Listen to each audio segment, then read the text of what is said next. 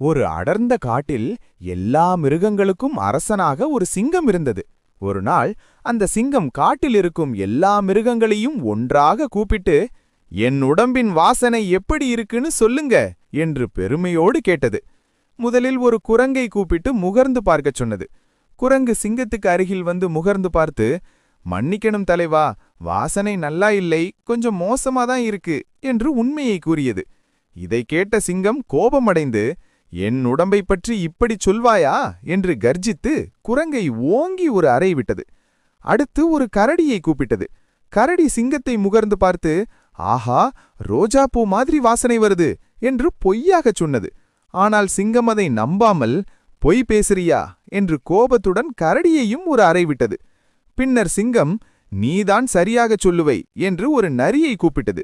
நரி தரையில் கிடந்த குரங்கையும் கரடியையும் பார்த்து கொண்டே சிங்கத்தின் அருகில் வந்து முகர்ந்து பார்த்து, மன்னிக்கணும் தலைவா, எனக்கு 3 நாளா ஜலதோஷம், வாசனை சரியா தெரியல என்று புத்திசாலித்தனமாகச் சொன்னது.